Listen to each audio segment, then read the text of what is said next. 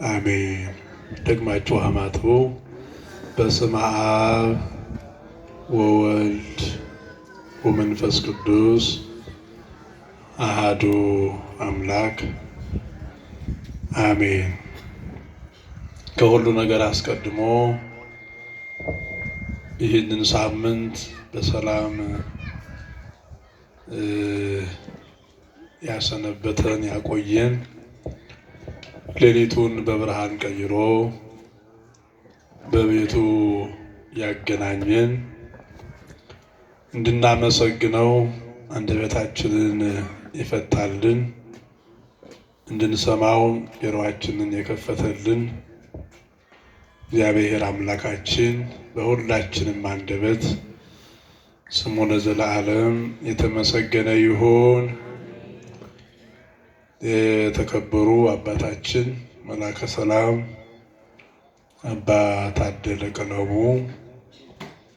የደብራችን የስብከተ ወንጌል ኃላፊ፣ ሌሎችም ሊቃውንተ ቤተ ክርስቲያን በየማዕረጋችሁ በየችሎታችሁ በዚህ አውደ ምሕረት እግዚአብሔርን ለመስማት ሕይወትን ለማግኘት የተሰበሰባችሁ የእግዚአብሔር ልጆች አባቶች፣ እናቶች፣ ሕፃናት ጭምር ሁላችሁም በእግዚአብሔር ስም እንደምን አደራችሁ? እንደምን አደራችሁ? እንደምን አረፈዳችሁ?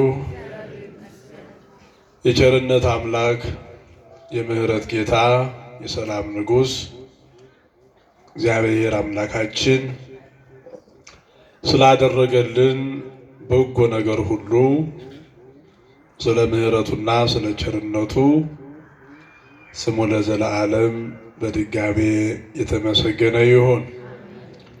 ከልጇ ቀጥለን የምናመሰግናት የምናከብራት ስሟን ጠርተን የምንጽናናባት የማይታየውን እናይ ዘንድ የማይዳሰሰውን እንዳስሰው ዘንድ ምክንያት የሆነችን እመቤታችን ቅድስት ድንግል ማርያም በተሰጣት ክብርና ጸጋ መጠን ስሟ የተመሰገነ ይሁን። ሁልጊዜ በምልጃው የማይለየን በተለይ በዚህ ቦታ ሁልጊዜ ተአምራቱ የሚነገርለት የብዙዎችን እንባ በምልጃ ያበሰ የመላእክት አለቃ የቅዱስ ሚካኤል የቅዱሳን አባቶቻችን የቅዱሳት እናቶቻችን ሁሉ ስማቸው እንደየክብራቸው የተመሰገነ ይሁንልን። ጻድቃን ሰማዕታት ቅዱሳን አባቶቻችን ሁሉ በረከታቸው ጸጋቸው ከሁላችን ጋር ይሁን። እንግዲህ በሚኖረን አጭር ጊዜ የዕለቱን ትምህርት እንሰማለን። ተረጋግታችሁ፣ ጊዜያችንም ገና ነው። በሰዓታችን በጊዜያችን ለማሰናበት እኛ ጥረት እናደርጋለን። እስከዚያው ድረስ የራቃችሁ ቀርባችሁ፣ በስተጀርባም ራቅ ብላችሁም ያላችሁ ወዲያ ወደዚሁ ጠጋ ብላችሁ ቀረብ ብሎ መስማት ለሕይወታችን ትርፍ ስለሆነ በረከት ስለሆነ ቀረብ ብላችሁ የእግዚአብሔርን ቃል እንሰማለን። የዛሬው የትምህርታችን መነሻ የሚሆነው የመጽሐፍ ቅዱስ ቃል የቅዱስ ማቴዎስ ወንጌል ምዕራፍ 6 ከቁጥር 15 ላይ ያለውን ቃል እንደ መነሻ ወስደን እንማራለን። የሐዋርያው የቅዱስ ማቴዎስ ወንጌል ምዕራፍ 6 ቁጥር 15 ላይ ስናነብ እንዲህ የሚል ቃል ተጽፏል። ለሰዎች ኃጢአታቸውን ይቅር ብትሉ የሰማዩ አባታችሁ እንዲሁ እናንተን ይቅር ይላችኋል ይላል። ይህንን እንደ መነሻ ወስደን እግዚአብሔር በረዳን መጠን ስለ ይቅርታ ይቅር ስለመባባል የእግዚአብሔርን ይቅርታ የሚፈልግ ማንኛውም ሰው የሚያየውን ወንድሙን አጠገቡ ያለውን አጋሩን እንዴት ይቅር ማለት እንዳለበት የሚያሳይ የመጽሐፍ ቅዱስ ክፍል ስለሆነ ይህንን እግዚአብሔር ያስተምረናል ማለት ነው። ማን ያስተምረናል? እኔ አይደለሁም አስተማሪው። አስተማሪው ማን ነው? ሁልጊዜም ማሰብ ያለብን እንደዚህ ነው። ይመናል በየትኛውም ጉባኤ በየትኛውም ብዙም ሆነን ጥቂትም ሆነን በምንሰበሰብበት በየትኛውም ጉባኤ ፊታችን ላይ ቆሞ ከምናየው ሰው ጋራ ሳይሆን ማንነታችን የቃሉ ባለቤት ከሆነው ከእግዚአብሔር ጋር ነው። ብዙ ሰው አሁን እኛ ባለንበት ዘመን ሰው ይመርጣል። እንደው ትላልቅ ሰባኪያን ትላልቅ ምናምን የሚሏቸው አሉ። በእኛ ዘመን እንደዚህ አይደለም። እግዚአብሔር ከፈቀደ አንደበት ባለውም አንደበት በሌለውም ሰው ይናገራል። እግዚአብሔር የሚገርማችሁ በመጽሐፍ ቅዱስ ታሪክ ስናነብ የአብርሃምን ልጆች እስራኤላውያንን ከግብፅ ባርነት ነፃ ለማውጣት አንደበት ያለውን ሙሴን ሳይሆን ማነው አሮንን ሳይሆን ኮልታፋውን ሙሴን ነው እግዚአብሔር የመረጠ። የሙሴ አንደበት ቀንቶ የማይናገር ነው። አንደበቱ ችግር ያለበት ነበረ የሙሴ። እንደሚነገረው መልእክት እንኳን በትክክል ለመናገር አቅም የሌለው ነው ሙሴ። አሮን ደግሞ ከሱ በተሻለ መናገር የሚችል ነው። አንደበት ያለው የሚባል ጥሩ ይናገራል የሚባል ሰው ነው አሮን።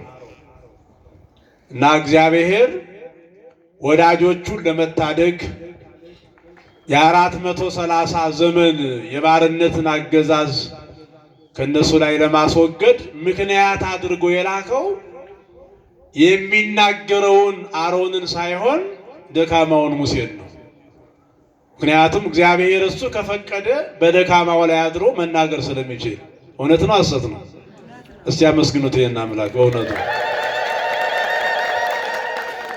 እና እግዚአብሔር ስራው ድንቅ ስለሆነ በየትኛውም ቦታ እግዚአብሔር ቃል ስንሰማ ሐሳባችንን፣ ልባችንን፣ ፍላጎታችንን ከቃሉ ባለቤት ከእግዚአብሔር ጋር ካደረግነው በየትኛውም ትንሽ ሰው አድሮ እግዚአብሔር ያስተምረናል። እና እግዚአብሔር አሁንም እንዲያስተምረን መልካም ፈቃዱ ይሆንልን።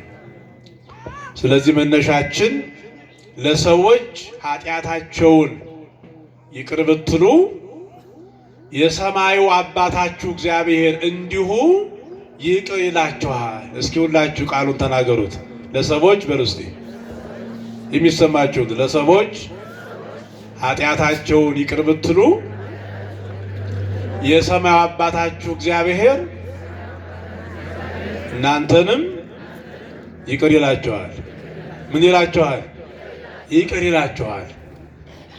እንግዲህ የእግዚአብሔርን ይቅርታ ለማግኘት ይቅር ባዮች መሆን አለብን ማለት ነው። በአጭር ቋንቋ እንደው ብዙ ሳትሄዱ የእግዚአብሔርን ምሕረት የእግዚአብሔርን ይቅርታ ከእግዚአብሔር የሚገኘውን ይህን በጎ ዕድል ይቅር መባልን ከእግዚአብሔር ለማግኘት እኛ አጠገባችን ያሉ ሰዎችን ይቅር ማለት አለብን ነው ሐሳቡ።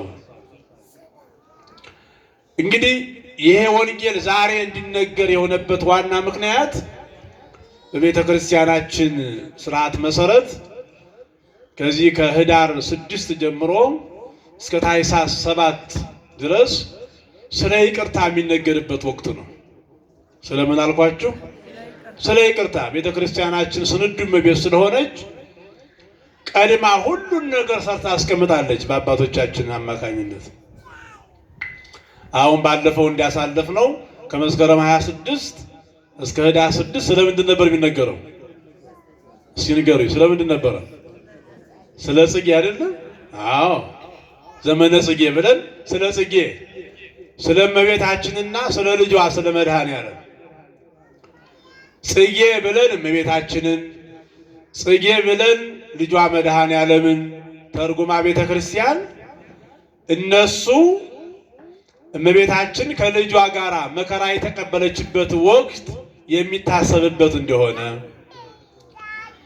ምድር በአበባ የምትሸፈንበት ወቅት እንደሆነ፣ ያ አበባና ያ ፍሬ ደግሞ የእመቤታችንና የልጇ የመድኃኔዓለም ምሳሌ እንደሆነ፣ ስለዚህ የ3 ዓመት ከ6 ወር ያን የመከራና የስደት ጊዜ በዚህ በዘመነ ጽጌ በ40ዋ ቀን የምናስብበት እንደሆነ የእመቤታችንን ስደት፣ መከራ መቀበል፣ መራብ መጠማት በማሰብ በረከት ለማግኘት አባቶቻችን ማኅሌት እየቆሙ ምእመናን እየዘከሩ የበረቱት ደግሞ ገዳማውያን እየጾሙ የምናሳልፈው ወቅት እንደነበረ ስንማር ሰንብተናል ማለት ቤተክርስቲያኗ የሰራችልን ስርዓት። እስቲ አመስግኗት እችን ኦርቶዶክሳዊት ቤተክርስቲያን። የሚገርም እኮ ነው። በእኛ ቤተክርስቲያን ምእመናን በዚች ኦርቶዶክሳዊት ሃይማኖቱ ስንኖር አፋችን እንዳመጣ ዝም ብለን ተነስተን የምንናገረው ነገር የለም። አሁን በኢትዮጵያ ኦርቶዶክስ ቤተክርስቲያን በየትኛውም ዓለም ባለችው ቤተክርስቲያን ዛሬ የሚነገረው ትምህርት በሁሉም ቤተክርስቲያን በሉ ስለ ይቅርታ ነው። ስለ እግዚአብሔር ይቅርታ። የእግዚአብሔርን ይቅርታ ደግሞ ለማግኘት ሰዎች ምን መሆን እንዳለባቸው በየትኛውም ዓለም ያለችው ኦርቶዶክስ ቤተክርስቲያን ደስ አይልም? ታዲያ ይሄ የትኛውም የእምነት ተቋም ብትሄዱ ግን ይሄን አታገኙትም። ሰው ልቡ ያሰበውን ብቻ ነው የሚናገረው። እግዚአብሔር በእውነት እኛ ያሰብነውን ብቻ እንዳንኖር እግዚአብሔር ስላደረገን እግዚአብሔር በአባቶቻችን ስራ ስለሰራልን ክብርና ምስጋና ይድረስ። አመስግኑት መድኃኔዓለም ክርስቶስ። እና እንደዚህ አድርገን አሳልፈናል ዘመነ ጽጌን። አሁን ደግሞ እንግዲህ ከትናንት ከህዳር 6 ጀምረን እስከ ታኅሳስ 7 ወይም 13 ድረስ ደግሞ ስለ ይቅርታ ነው ቤተክርስቲያን የምታስተምረው። ስለ ይቅርታ። ይቅርታ ስንል በሁለት ወገን ቅድም እንዳልኩት አንደኛው የእግዚአብሔርን ይቅርታ፣ እግዚአብሔር መሐሪ መሆኑን፣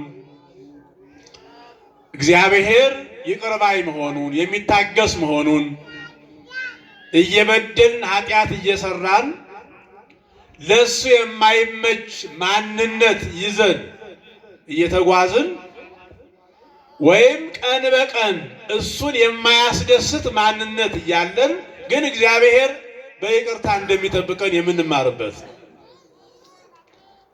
ከኛ ኃጢአት በላይ ከኛ መተላለፍ በላይ ከኛ ክፉነት በላይ የእግዚአብሔር ይቅርታ ብዙ እንደሆነ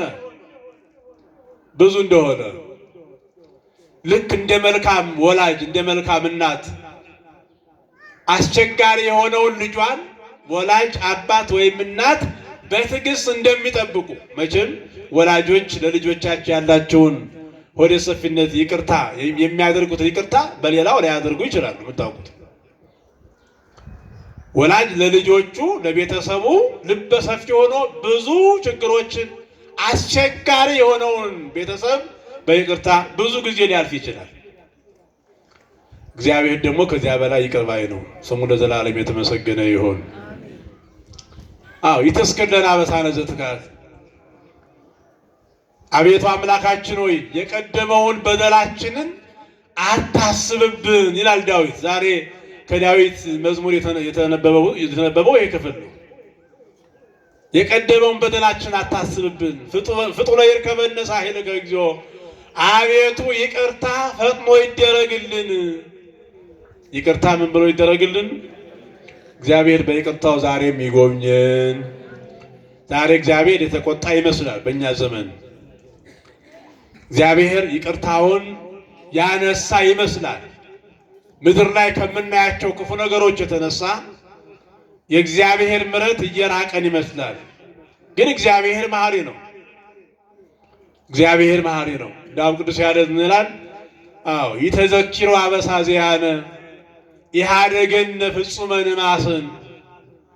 እግዚአብሔር የእኛን ኃጢአት፣ የእኛን በደል፣ የእኛን ክፉነት ተቆጣጥሮ እንጠፋ ዘንድ አልተወንም ይላል ቅዱስ ያሬድ። እንጠፋ ዘንድ ምን አላለንም? እስኪ ሁላችን በሉት፣ ምን አላለንም? አልተወንም።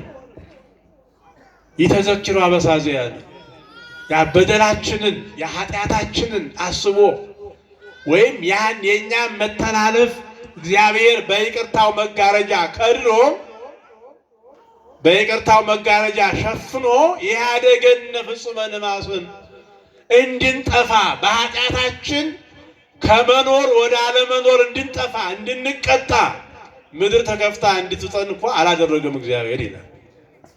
በይቅርታው ያልተወን አምላካችን ምስጋና ይድረሰው። በእውነት እግዚአብሔር መሐሪ ነው። የእግዚአብሔር ይቅርታ የእግዚአብሔር ምሕረት እስከዚህ ነው አይባልም። ይመናል ሰፍረን አንጨርሰውም። የእግዚአብሔር ይቅርታ ሰው ሊታገስ የሚችለው አንድ ጊዜ ነው።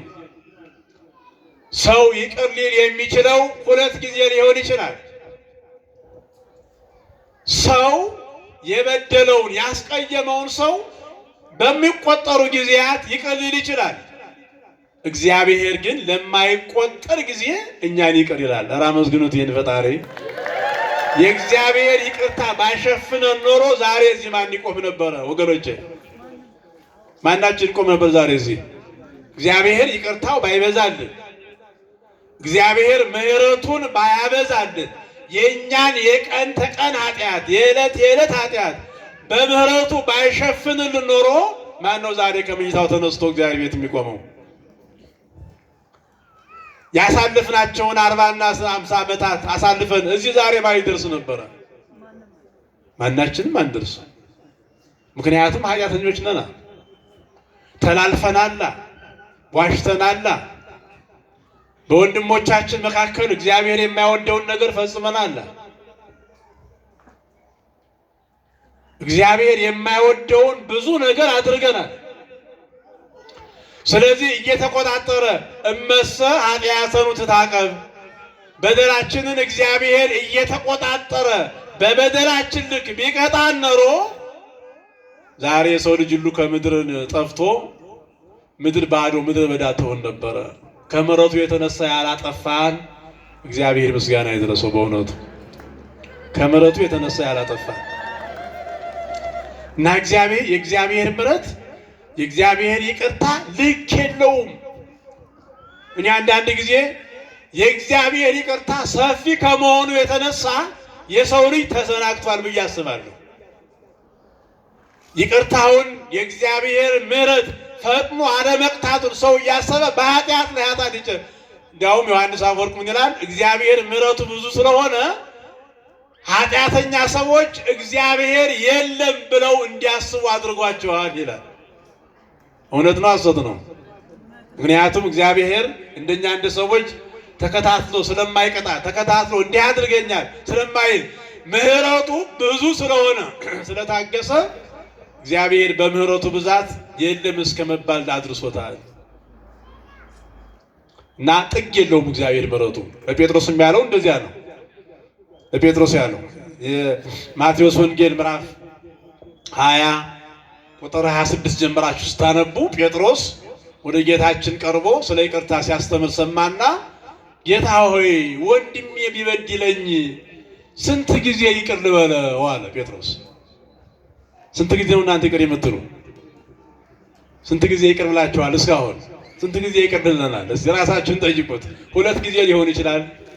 እንደው 3 ጊዜ እንደምንም ተገደል ሽማግሌ በዝቶብን ይቅር ብለን ሊሆን ይችላል።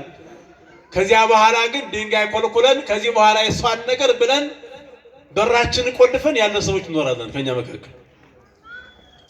እርግጠኛ ሆኜ ማለት ነው። በቃ ይሄን ያህል ጊዜ ታርቅ ያለው ከሷ ጋራ፣ ባል ከሚስቱ፣ ሚስት ከባሏ፣ ወንድም ከወንድሙ፣ ይሄን ያህል ጊዜ ታርቄያለሁ ከዚህ በኋላ ከሱ ጋር ብሎ መንገድ የዘጋ ሰው በጣም ብዙ ሰው አለ ምድራችን ላይ። እግዚአብሔር ልባችንን ይለውጠን እና ጴጥሮስ መጣና ጌታችንን ጌታ ሆይ ወንድሜ ቢበድለኝ ወንድሜ ቢያስቀይመኝ እስከ ስንት ጊዜ ይቅር ልበለው? እስከ 7 ጊዜ ነው አለው ቅዱስ ጴጥሮስ ጌታችንን። ጌታችን አዎ እስከ 7 ጊዜ ነው ያለው አላለው። እስከ 7 ጊዜ ይቅር ብለህ ይበቃዋል ከዚያ በኋላ አላለም። ጌታችን ያለው ምንድነው? አይ እስከ 7 ጊዜ አልልህም ትንሽ ናት እንጂ እስከ 7 ጊዜ 70 ነው ወይም እስከ 70 ጊዜ 7 ማለት ይሄን ስታባዙት 490 ጊዜ እንደው በእኛ እንኳን አነጋገር 490 ጊዜ ወንድምህን ይቅር በል አለ ጌታችን። ኧረ አመስግኑት ይሄን አምላክ በሚያናኝ 470 ጊዜ። አሁን 470 ጊዜ ይቅር የሚል ሰው አለ? 470 ጊዜ የሚበድለን ሰው እናገኛለን? 490 ጊዜ ይቅር በለው ወንድምህን። እስከ 7 ጊዜ አይደለም እስከ 7 ጊዜ 70 ነው ብሎ የይቅርታን ምን ያህል ይቅር ባዮች መሆን እንዳለብን፣ ምን ያህል ሰውን በይቅርታ ማየት እንዳለብን፣ ሰውን በይቅርታ ምን ያህል ማለፍ እንዳለብን ጌታችን ይሄን ያህል ኧረ አይደለም። እንዳውም መጽሐፍ ሊቃውንት ሲተረጉሙት ደግሞ የለም 490 ጊዜ ብቻ ሳይሆን ፍጹም 7 ማለት ፍጹም ቁጥር ነው። ሰው የትኛውንም ያህል ቢበድላችሁ የትኛውንም ያህል ይቅር በሉት ማለት ነው ብለው ተርጉመውታል። እግዚአብሔር ይቅር ባዮች ያድርገን። ስለዚህ ይሄ ወቅት የእግዚአብሔር ይቅርታ የሚነገርበት፣ የእግዚአብሔር ምሕረት ሰፊ እንደሆነ የሚነገርበት፣ እግዚአብሔር ልጆቹን በይቅርታ እያየ እየጎበኘ እግዚአብሔር በይቅርታ ውስጥ ለልጆቹ በረከትን የሚሰጥ አምላክ መሆኑን የምንማርበት ወቅት ነው ማለት ነው እና እግዚአብሔር መሐሪ ነው፣ ይቅር ባይ ነው፣ ምሕረቱ የበዛ ነው የሚለው ቅዱስ ዳዊት። ርሑቀ መዓት ወብዙኃ ምሕረት ወጻድቅ። ቁጣው እኮ አለ እግዚአብሔር እጅ፣ ጅራፍ እኮ አለ እግዚአብሔር እጅ። እግዚአብሔር ምሕረቱ ብዙ ነው ሲባል የማይቀጣ ነው ማለት አይደለም። ወላጅም እኮ ታግሶ ይቀጣል አይደል? መክሮ ይቀጣል። እግዚአብሔርም ይቅርታው ብዙ ነው፣ ምሕረቱ ብዙ ነው። ግን እግዚአብሔር ከይቅርታ በኋላ ደግሞ ጅራፍ ሊያነሳ ይችላል። ግን ምሕረቱ የበዛ ነው ይላል ዳዊት። ርሑቀ መዓት ወብዙኃ ምሕረት ወጻድቅ። እግዚአብሔር ቁጣው የዘገየ ምሕረቱ የበዛ ነው። ምሕረቱን ያብዛልን ወይስ ቁጣውን ያብዛልን? እስኪ ተናገሩላችሁ። ምኑን ያብዛልን? ምሕረቱን ካላበዛልን ማንጠፋለን። ዛሬ ማደር አንችልም፣ ነገን መዋል አንችልም። ያቀርነውን መስራት ነገ የያዝነውን ቀጠሮ መድረስ አንችልም ምሕረቱን ካላበዛልን። ስለዚህ ምኑን ያብዛልን? እስከፍ አድርጋችሁ ንገሩኝ። ምኑን ያብዛልን? ምሕረቱን ያብዛልን መድኃኔዓለም። ኢትዮጵያ ሰላም እንድትሆን፣ ሰው በሰላም ወጥቶ እንዲገባ፣ እንድንስማማ፣ ክፉ ጠባያችንን እንድናርም፣ ንስሐ እንድንገባ፣ ያለ ንስሐ እንዳንጠራ፣ ያለ መመለስ ያለ መታረቅ እንደተለያየ፣ በኃጢአት እንደታሰርን እንደተያዝን እንዳንጠራ እግዚአብሔር ምሕረቱን ያብዛልን። እልል ብላችሁ አመስግኑት መድኃኔዓለም በእውነቱ እና እግዚአብሔር ምሕረቱ የበዛ ቁጣው የዘገየ፣ እግዚአብሔር ቁጣው የዘገየ ምሕረቱና ይቅርታው ግን የበዛ ነው ይላል ቅዱስ ዳዊት። ስለዚህ እግዚአብሔር መሐሪ ነው። እግዚአብሔር መሐሪ መሆኑን የምናውቀው የእግዚአብሔርን መሐሪነት የምንረዳው ኃጢአተኞች ሆነን እያለን ውለን ስለገባን ተኝተን ስለተነሳን ነው። በራሳችሁ ሌላ ቦታ ሳትሄዱ ሌላ ሳትፈልጉ በራሳችሁ ሕይወት የእግዚአብሔር ይቅርታ ተርጉሙት። እግዚአብሔር ይቅር ባይ ባይሆን ኖሮ በእኔ እድሜ ላይ እድሜ አይጨመርም ነበረ ብላችሁ አስቡ። በእኔ ሕይወት ላይ በእኔ ኑሮ ላይ ሌላ ነገር አይጨመርም ነበረ። 40 50 60 ዓመት መኖር አልችልም ነበረ። እግዚአብሔር ይቅር ባይ ባይሆን ኖሮ ያሰብኩትን መፈጸም አልችልም ነበረ ብላችሁ አስቡ። ግን አንድ ነገር መርሳት የሌለብን እግዚአብሔር ይቅር ባይ ነው እያልን ከና ኃጢአታችን መኖር፣ እግዚአብሔር ቸርነቱ ሰፊ ነው እያሉ የእግዚአብሔርን ቸርነት ጥግ አድርጎ ንስሐ መግባት እንጂ በኃጢአት መኖር ደግሞ መጨረሻ ላይ ጅራፉን ያመጣል ማለት ነው። ቁጣው ይመጣል፣ መጨረሻ ላይ ቁጣው ይመጣል። ስለዚህ ይህንን ማሰብ። ስለዚህ ምን ይላል መጽሐፍ ቅዱሱ? የእግዚአብሔር ይቅርታ፣ የእግዚአብሔር ምሕረት ወይም በእግዚአብሔር ዘንድ መሐሪ በሆነው በእግዚአብሔር ዘንድ ይቅር እንድንባል ምሕረት እንድናገኝ እኛ እርስ በርሳችን ይቅር መባባል አለብን። መነሻችን ይሄ ነው አይደል? ለሰዎች ኃጢአታቸውን ይቅር ብትሉ የሰማዩ አባታችሁ እንዲሁ ኃጢአታችሁ ምን ይላችኋል ነው ያለ? ይቅር ይላችኋል። አያችሁ ወገኖች፣ እግዚአብሔር መሐሪ ነው። አዎ መሐሪ ነው። እግዚአብሔር ይቅር ባይ ነው። ይኸው አየነው፣ እግዚአብሔር ይቅር ባይ ነው።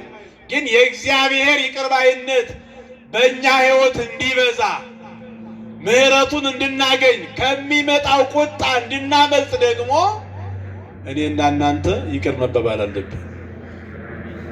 ይቅር የማይል ሰው ውስጥ የእግዚአብሔር ይቅርታ አያገኝማ። ምሕረት የማያደርግ ሰው፣ ለይቅርታ ልቡን የቆለፈ ሰው፣ በቃይ ከገሌ ጋራ ከዚህ በኋላ ያለ፣ በቃይ ከገሊት ጋራ ከዚህ በኋላ ያለች እህት፣ በጠብ ግድግዳ ሕይወቱን አጥሮ የተቀመጠ ሰው፣ እሱ ግን በእግዚአብሔር ዘንድ እድሜ ሊጨመርለት ይችላል፣ ግን ይቅርታውን ማግኘት አይችልም። እንዲያውም ዛሬ አባታችን የምንለው ጸሎት ዛሬ ተነባለች በዚህ ወንጌል ላይ። የወንጌሉ መጨረሻ ላይ ነው ይህን ቃል እግዚአብሔር ያስቀመጠው። እናንተ በምትጸልዩበት ጊዜ እንዲህ ብላችሁ ጸልዩ። ስትጸልዩም ለሰው ለታይታ ሰው እንዲያያችሁ ጸሎተኛ ነው እንዲላችሁ አይደለም። አሁን በገዳም ብዙ አባቶቻችን ቆመው ሲጸልዩ አድረው ጠዋት ከወንድሞቻቸው ጋር ሲገናኙ ስጸልይ አድርኩ አይደለም የሚሉት ሚመናን። እንደው ዛሬ እንቅልፍ ጥሎኝ ሰውነቴ ደክሞኝ ስጋዬ ደክማ እንደው ሰው ቁብዬ ተኝቼን ያድርኩ የሚሉ አባቶች። ውዳሴ ከንቱ እንዳይሆን ነው። እግዚአብሔር ያያቸዋል። ለምን? በስውር የሚያይ አምላክ በምን ያስረክባል? በግልጥ ያስረክባል። ወንጌሉ ይሄ ነው። እንዲያውም ቤትህን ዝጋ ነው ያለ ጌታችን። ብዙ ሰዎች ጸሎተኛ እንዲመስሉ መቁጠሪያ ይዘው ጀርባቸውን እየገረፉ እናያለን በከተማችን። እሱ ትክክል አይደለም። ይሄ የእውነተኛዋ ኦርቶዶክሳዊት ቤተክርስቲያን አስተምሮ አይደለም። ማንኛውም ሰው በሰው ዘንድ እንደ ጸሎተኛ እንዲታይ አክት ማድረግ የለበትም። የሚያየው እግዚአብሔር ነው። የማህበር ጸሎት አብሮ ሊጸልይ ይችላል። ቅዳሴ የማህበር ጸሎት ነው። ኪዳን የማህበር ጸሎት ነው። ምህላ የማህበር ጸሎት ነው። ቤተክርስቲያን መተን የምናደርጋቸው ጸሎቶች የማህበር የጋራ ጸሎቶች ናቸው። በጋራ ጸሎት ላይ ደግሞ የግል ጸሎት አይጸለይም። ቅዳሴ እየተቀደሰ ሌላ ጸሎት አይጸለይም። ኪዳን እየተደረሰ ሌላ ጸሎት አይጸለይም። ይህም ማወቅ አለባቸው። ኪዳኑ የጋራ ነው። ቅዳሴው የጋራ ነው። ቅዳሴ ውስጥ የካህን ድርሻ አለ፣ የዲያቆን ድርሻ አለ፣ የምዕመናን ድርሻ አለ። ድርሻቸውን ነው ማለት ያለባቸው። በኪዳን ላይ በቅዳሴ ላይ የግል ጸሎት የሚጸልይ ሰው ካለ በፀሐይ ላይ ሻማ እንደ ማብራት ነው ይላሉ አባቶች። ትክክል ነው አይደለም? ወይም ደግሞ ከዚህ ከቅዳሴው ጸሎት የኔ ጸሎት ይበልጣል ብሎ እንደ መታበይ ነው ይላል መጽሐፍ። ስለዚህ ጥንቃቄ ማድረግ ያስፈልጋል። ይህንን ማወቅ ያስፈልጋል። እና በስውር ላለው አባትህ ቤትህን ዘግተህ ሕሊናህን ሰብስበህ ጸልይ። በስውር የሚያይ አባትህ ደግሞ ዋጋህን በግልጥ ይከፍልሃል።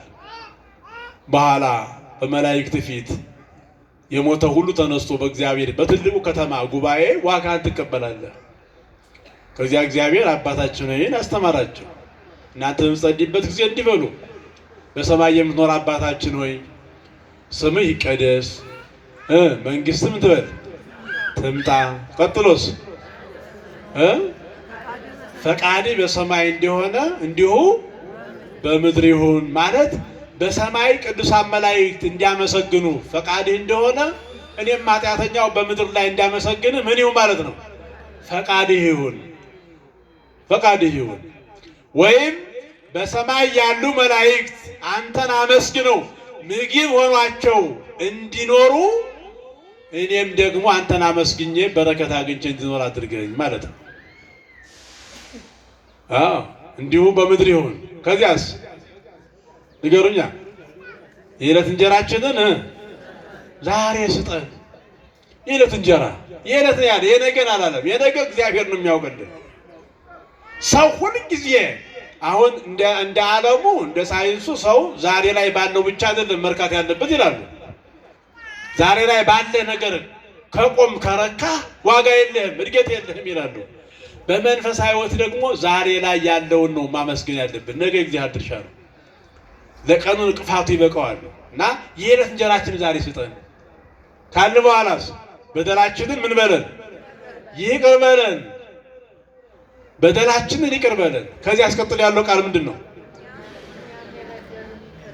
ተናገሯት በደንብ አድርጋችሁ። እኛም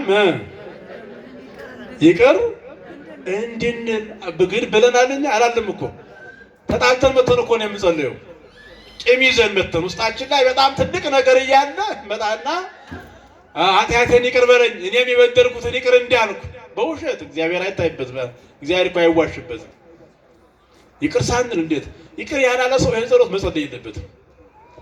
በእግዚአብሔር ላይ ማፌዝ ነው ይላል ዮሐንስ አፈወርቅ። ይቅር ሳንል ይቅር ብያለሁና ይቅር በለኝ ማለት የኔን ልብ የኔን ማንነት እግዚአብሔር አያውቅም ማለት ነው ይላል። ውስጣችን ላይ ቂም እያለ ታረቁ ብለን እምቢ ብለን መተን ድንጋይ ኮልኮለን መተን ከዚህ በኋላ ከሱ ጋር ጨርሻለሁ ብለን መተን ልባችን ነፃ ሳይሆን የተቀየመው ሰው እያለ እያወቅን ውስጣችን ላይ የቂም የበቀለኛ ስሜት ውስጣችን ላይ እያለ ቂም አርግዘን መተን እኔም የበደልኩትን ይቅር እንዲል እንዳልኩኝ አንተም ይቅር በለኝ ብሎ መጸለይ በእግዚአብሔር ላይ ማፌዝ ነው ይላል። እግዚአብሔር የይቅር ባይነት ልብ ይስጠን። እስቲ አመስግኑት እግዚአብሔር። ይሰማችኋል አይደል ብላችሁ? እግዚአብሔር ሁላችንን ይስማን። እግዚአብሔር ሁላችንን ይስማን። ይቅር ባዮች አድርገን እና በደላችንን ይቅር በለን እኛም የበደልነውን ይቅር እንድንል። አቤቱ ወደ ፈተና ምን አትበለን አታግባን። ጸሎት ነው ይሄ፣ ትክክል ነው። ወደ ፈተና አታግባን ብሎ መጸለይ ይቻላል። ጌታም ብሏል ወደ ፈተና እንዳትገቡ ትጉና ምን በሉ ጸልዩ፣ ከክፉ ሁሉ አድነን መንግስት ያንተ ናትና ኃይል፣ ክብር፣ ምስጋና ለዘላለሙ ካለ በኋላ ጌታችን ይሄንን ሲያስረው ምን አለ? ለሰዎች እናንተ ኃጢአታቸውን ይቅር ብትሉ የሰማዩ አባታችሁም ይቅር ይላችኋል። እናንተ ይቅር ባዮች ካይደላችሁ ግን የሰማዩ አባታችሁም ይቅር አይላችሁም። ይቅር ሳትሉ ይቅር በለኝ፣ በደልን ሳትተው በደሌን ተውልኝ ብሎ መጸለይ በእግዚአብሔር ላይ ማፌዝ ነው ብለው አባቶቻችን ተርጉመዋል። ስለዚህ ወገኖቼ እግዚአብሔር ምሕረት ለማግኘት እግዚአብሔርን ይቅርታ ለማግኘት ይቅር በለኝ ብለን ለመጸለይ ይቅር ባዮች መሆን፣ ነገርን መተው፣ ነገርን ማለፍ፣ ነገርን ለእግዚአብሔር መስጠት። ክርስቲያን እንደዚያ ነው። ክርስቲያን ሰው ስለሆን ብቻ ሳይሆን ክርስቲያን ስለሆን ይቅር ባዮች መሆን አለብን። ይቅር ባዮች መሆን አለብን። ጌታችንን ማየት እኮ ነው። ሐዋርያትን ማየት እኮ ነው። ጌታችን እኮ በድንጋይ እየወገሩት ጌታ በመስቀል እየሰቀሉት እግሮቹን ቸንክረው እጆቹን ዘርግተው በመስቀል ላይ በሚስማር እየመቱት እሱ ግን ምን አለ? አባት ሆይ የሚያደርጉትን አያውቁምና ምን በላቸው? ኧረ በሉት ተናገሩት። ምን በላቸው? ይቅር በላቸው። አያችሁ፣ ለሚወጉት እኮ ምሕረት የለመነ አምላክ ነው። በችንካር ለሚቸነከሩት ይቅር ያለ ይቅርታን ያደረገ ፈጣሪ እኮ ነው እግዚአብሔር። የእሱ ልጆች እኮ ነን እኛ። እንኳን ትንሿን ነገር እንኳን በሚያልፍ ነገር እንኳን በሆነ ነገር የተጣላነውን ሰው ይቅርና እየወጉት እየቸነከሩት እንኳ ይቅር ያደረገ አምላክ ነው። ኧረ ይቅር ባይ አምላክ ምስጋና የደረሰው በእውነት አመስግኑት። ይሄን አምላክ ማን ነው ይሄን የሚያደርግ? ምን ይሄ ብቻ የእሱ ደቀ መዝሙር እንኳን ቅዱስ እስጢፋኖስ ጥቅምት 17 ቀን ያሰብነው ያ ሰማዕት የሐዋርያት ሥራ ምዕራፍ 8 ላይ የምታነቡት ያ የእግዚአብሔር ሰው ክርስቲያን ስለሆነ የእግዚአብሔርን ክብር ሰማይ ተከፍቶ ስላየ የሰዎችን ኃጢአት በግልጥ ስላስተማረ እግዚአብሔርን እንዴት ማመን እንዳለባቸው ስለነገራቸው ሰዎች በድንጋይ ሲወግሩት እሱም አምላኩን ተከትሎ ምን አለ? ጌታ ሆይ እኒህ ሰዎች የሚያደርጉትን ያውቁምና ምን እላቸዋለሁ? እሱ ይቅር በላቸው። ምስጋና ይድረሰው ለመድኃኔዓለም። አያችሁት? ይቅር በላቸው። ስለዚህ ብዙ አባቶቻችን አሉን። አንድ ልብሳቸውን አንድ ፊታቸውን ሲመቱ አንድ ፊታቸውን የሚሰጡ፣ መጎናጸፋቸውን ሲወስድባቸው ቀሚሳቸውን የሚሰጡ፣ 10 ብር ተበድረው ካልመለሱላቸው ደግሞ እንደገና 10 ብር የሚጨምሩ በጣም ይቅር ባዮች እግዚአብሔርን የሚፈሩ በጣም ብዙ ክርስቲያኖች አባቶቻችን አልፈዋል። እኛ ዛሬ ይቅር ባይነት ለምን አጣን? ዓለምን እየሰማን የፖለቲካውን ወሬ እየሰማን ጊዜ እየወሰደን ዘመን የወደደው ነገር አዲስ የተፈጠረው ነገር እየሳበን በጣም በብዙ ሰዎች ላይ ኃጢአት ሰርተናል። ይቅር ባይነትን አጥተናል። ክፉዎች ሆነናል። ስለዚህ ቤተክርስቲያን ደግሞ እግዚአብሔር ደግሞ ይቅር ካላለን የእሱን ይቅርታ ማግኘት እንደማንችል ያው ነገረን። ለሰዎች ኃጢአታቸውን ይቅር ብትሉ ወንድሜ ይቅርታ አድርጌልሃለሁ፣ የበደለ ካለ የበደለውም ካለ ይቅር በለኝ፣ የበደለን ካለ ደግሞ ይቅርታ አድርጌልሃለሁ፣ ትቼዋለሁ፣ ለእግዚአብሔር ሰጥቻለሁ፣ ምንም በልብ እንዳታስብ እኔ ነፃ ነኝ ካልነው ያን ጊዜ የእግዚአብሔር ልጆች የእስጢፋኖስ ወዳጆች ሆነን የእግዚአብሔርን የይቅርታውን በረከት ማግኘት እንችላለን። ለዚህ ያብቃን አምላካችን እግዚአብሔር፣ ለዚህ ያብቃን እና ምድራችን ይቅርታ የጠፋበት፣ ምድራችን እርቅ የጠፋበት፣ ምድራችን ባልና ሚስት የማይስማሙበት፣ በባልና በሚስት መካከል ባልና ሚስት ተጣልተው ዓመት 2 ዓመት የማይነጋገሩበት እና አንዱ ለአንዱ ክፉ የሆነበት፣ ቤተሰብና ቤተሰብ የተለያየበት፣ ይቅር ባይነትን ያጣንበት ዘመን ስለሆነ ወንጌሉ ደግሞ የሚለው ይሄ ስለሆነ ምእመናን አስበን እንደ ክርስቲያን እንደው ሰብአዊነታችንን እንኳን ብንዘነጋው እንደ ክርስቲያን ይቅር ተባብለን ከውስጣችን ያለውን ነገር አውጥተን እግዚአብሔርን መለመን ያን ጊዜ በእግዚአብሔር ፊት ትልቅ በረከት እናገኛለን። ትልቅ በረከት። ዮሐንስ አፈወርቅ ምን ይላል? ቂመኛ ሆኖ በልቡ ክፉ ነገርን አስቦ የሚጸልይ ሰው ጸሎቱ በእግዚአብሔር ዘንድ ተቀባይነት የለውም።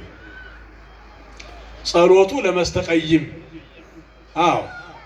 ከመዘር ዘወድቅ ማእከለ አስዋክ ወይም ደግሞ ይቅር ሳይል ይቅር በለኝ ብሎ የሚጸልይ ሰው የዚያ ሰው ጸሎት በእንክርዳድ መካከል በእሾህ መካከል እንደወደቀ ዘር ነው ይላል። በእሾህ መካከል የወደቀ ዘር አያፈራም ማለት ገበሬዎቹ ሐምሌ ነሐሴ የዘሩትን ጤፍ አረሙ እንዳያስቀረው እንክርዳድ እንዳያስቀረው የአረም ማጥፊያ ይረጫል አይደል? እህሉም እንደዚያው ለምን ማፍራት የሚገባውን ፍሬ ሳያፈራ እንዳይቀር ፍሬ እንዳይሰጥ የሚያደርገውን አረም እንዲወገድ የአረም ማጥፊያ ይረጫል። ስለዚህ ለእኔና ለእናንተ ለክርስትናችን ፍሬ እንዳይሰጥ የሚያደርገውን ክፉነት የምናስወግድበት መንገድ የምናስወግድበት የአረም ማጥፊያ ለእኔና ለእናንተ ንስሐ ነው፣ ይቅር ማለት ነው። ይቅር ማለት ነው። ጸሎቱ ለመስተቀይም የቂመኛ ውስጡ ላይ ይቅር ሳይል የሚሰልይ ሰው እሱ በእሾህ መካከል እንደወደቀ ዘር ነው ጸሎቱ ብሎ ዮሐንስ አፈወርቅ ይናገራልና ምእመናን ንስሐ ገብተን ይቅር ተባብለን የበደልነውን ክሰን ያስቀየመንን ይቅር ብለን በእኛ መካከል ያለውን ሕይወት ሰላም አድርገን የእግዚአብሔር ሰላም እንድናገኝ ምሕረቱ እንዲበዛልን ቸርነቱ እንዲበዛልን ፈቃዱ ይሆንልን። አሜን በሉ። ይህን የእግዚአብሔርን የይቅርታ ድምፅ ከሰማን በኋላ በቤተሰቦቻችን በትዳራችን ያለውን ችግር፣ በቤተሰቦቻችን በጓደኞቻችን ያለውን ችግር ካለ በንስሐ ቀርፋችሁ አንድ ሆነን ቀሪ ጊዜያችንን መቼ እንደምንሄድ አናውቅም። ያለችንን ጊዜ በይቅርታ ተላልፈን የእግዚአብሔርን ምሕረት አግኝተን ምሕረቱ በዝቶልን ይህን ክፉ ዓለም ይህን ባህር የሞላበትን ዘመን በይቅርታው መረብነት ተሻግረን የመንግስቱ ወራሽ የስሙ ቀዳሽ ለመሆን ያብቃን። የሰማነውን በልባችን ይጻፍልን፣ ያልሰማነውን እንድንሰማ ይፍቀድልን። ወስብሐት ለእግዚአብሔር ወለወላዲቱ ድንግል ወለመስቀሉ ክቡር። ይቆየን። አሜን።